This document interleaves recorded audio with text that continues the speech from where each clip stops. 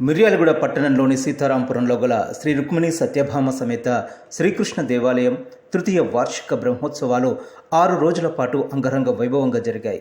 చివరి రోజు జూన్ 9న సాయంత్రం ద్వాదశారాధన, శ్రీ పుష్పయాగం, సప్తావరణ, ధ్వజారోహణ, నివేదన, ఏకాంత సేవ, ఋత్విక్ సన్మానం, మహదాశీర్వచనం కార్యక్రమాలను బ్రాహ్మణోత్తములు శాస్త్రోక్తంగా కమనీయంగా జరిపారు. ఈ సందర్భంగా ఆలయ కమిటీ అధ్యక్షులు డాక్టర్ బండారు కుశలయ్య మాట్లాడుతూ ఆలయ వార్షిక బ్రహ్మోత్సవాలను విజయవంతం చేయడంలో కృతకృత్యులమయ్యామన్నారు. శ్రీకృష్ణ భగవానుని ఆశీర్వచనాలు కలిగి భక్తులు సుఖ సంతోషాలతో వర్ధిల్లాలని కోరారు. ఆలయ అభివృద్ధికి దాతలు ఎంతగానో సహకరిస్తున్నారని, ఇదే సహకారం ఎల్లప్పుడూ అందించాలని ఆశిస్తున్నామన్నారు. ఆలయ కమిటీ కార్యదర్శి జీవిడి ప్రసాద్, కమిటీ సభ్యులు గోళ్ల వేణు, చీదెళ్ల శ్రీనివాస్, కండే కృష్ణమూర్తి, వీరబ్రహ్మ యాదగిరి, కపలవాయి నారాయణరావు, కనిగిరి సాంబమూర్తి, గజవాడ శివకుమార్ తదితరులు బ్రహ్మోత్సవాల విజయవంతానికి నిరంతరం శ్రమించారని చెప్పారు.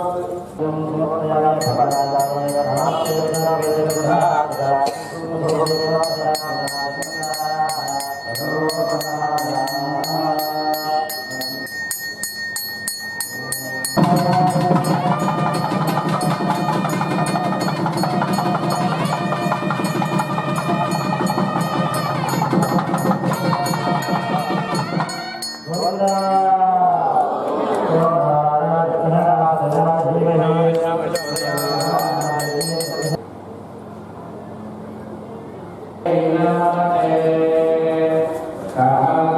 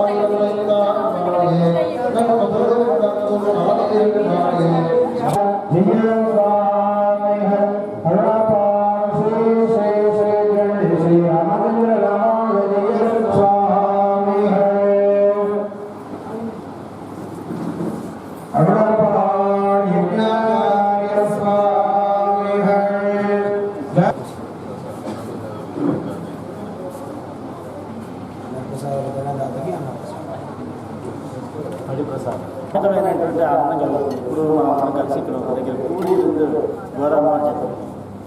అలాగే ఉత్సవాలు అయిపోతున్నాయనేటువంటి బాధ కంటే ఈ భక్తులు మళ్ళీ మళ్ళీ వస్తారో రారో అనేటువంటి బాధ ఉంటుంది. ఇందులో కూడా ఇవన్నీ కూడా మనకు ఉపయోగపడేవి. సప్తాహం అంటే ఒక్కొక్క ఆవరణకి ఒక్కొక్క విన్నపం స్వామికి చేస్తూ ఉంటే అమితమైనటువంటి ఆనందంతో అలాగే సేవిస్తూ మనకి కావలసినవన్నీ ఏమేమి ఉన్నాయో అన్నీ కూడా మనం అడగంగానే చేస్తూ ఉంటాం. కానీ చెప్పారు కదా, ప్రతిదానికి నియమం ప్రధానం. ఇక్కడ కూడా ప్రధానంగా ఈ సప్తాహరణలో 7వ ప్రదక్షిణలో మౌనంగా ప్రదక్షిణం చేయాలి. మౌనంగా అంటే మాట్లాడకుండా ఉండడమే కాదు, మనం ఖాళీ సవ్వడి కూడా జరగకూడదు. స్వామి భక్తులకి కూడా మళ్ళీ జన్మంటూ ఉండదు. కానీ మనం చేసేటువంటి ప్రారంభాల వల్ల ఒక జన్మ కాదు, ఎన్నో జన్మలు ఎత్తేటువంటి అవకాశం పుష్కలంగా కలిగి ఉంది. ఆ జన్మ మళ్ళీ జన్మంటూ ఉంటే అది తప్పకుండా సులభ జన్మ అవుతుంది, కుక్క జన్మ అవుతుంది. అని కుక్క జన్మ అయితే మంచిదా చెడ్డదా? కుక్క జన్మ మంచిదా చెడ్డదా? మరి అదే కుక్కలాగా ఉంటాం కదా మనం. శ్రీరంగంలో భట్టర్ స్వామివారు ఉండేవారు. ఆయన భక్తికి మెచ్చినటువంటి శ్రీరంగనాథుడు ఏం కావాలయ్యా నీకు అని చెప్పి అడిగితే మనమైతే ఏమడుగుతామండి, ఏవైనా కోరికలు కోరుకుంటాం. కానీ ఆయన కోరిక ఏమిటి? నాకు కుక్క జన్మ కావాలి స్వామి. మార్గే మార్గే బతికిన వహి ఇంచమానా పవర్గా. ఆ అది కూడా ఎక్కడ? శ్రీరంగం వీధుల్లో తిరిగేటువంటి సులభంగా నేను జన్మించాలి. ఎందుకయ్యా ఆ కోరిక? ఇంతమంది భాగవతోత్తముల భక్తులు దేవాలయానికి వచ్చి నిన్ను సేవించి నీ ప్రసాదాన్ని స్వీకరించి ఆ విస్తరణ అక్కడ బాగేసి వెళ్తూ ఉంటాం. ఒక్క మెతుకుని అందులో దొరకకపోదా? ఆ ఉచ్ఛిష్టం ఎంత గొప్పది! నీవు తిన్న ప్రసాదం కంటే నీ భక్తులు తిని పొరపాటున గ్రహపాటున వదిలేసేటువంటి ఒక మెతుకుంటుని చూసావు, అది చాలా గొప్పది అనేటువంటి విశేషమైనటువంటి ప్రసాదం. ఆ ప్రసాదాన్ని మామూలు ఈ మనిషి జన్మ ఉంటే బుద్ధి పనిచేయదు. ఒక విస్తరాకు పొరపాటు మీద పడితే ఇంటికి పడితేనే చేయగలిగేసుకుంటాం. పొరపాటు పక్క పడితే వచ్చి మన చేతిలో పడితే వాడితో గొడవ పడతాం. కానీ అది ఎంతో నిజమైనటువంటి భక్తుల యొక్క శేషం చాలా గొప్పదని మనకి వేదం చెప్తుంది, పెద్దలు చెప్తున్నారు. కానీ మనిషిగా ఉండి కుక్క లక్షణాలు వచ్చాయనుకోండి, అది ఇబ్బంది కదా. ఇక్కడ చెప్తున్నటువంటిది అది మనిషి జన్మ అంటూ ఉంటే మళ్ళీ జన్మ అంటూ ఉంటే అది కుక్క జన్మ అవుతుంది అంటే నిజంగా కుక్క కింద పడితే అంతకంటే మించిన ఆనందం పట్టలేదు. కానీ మనిషిగానే పుట్టి కుక్క బుద్ధులు వస్తాయి.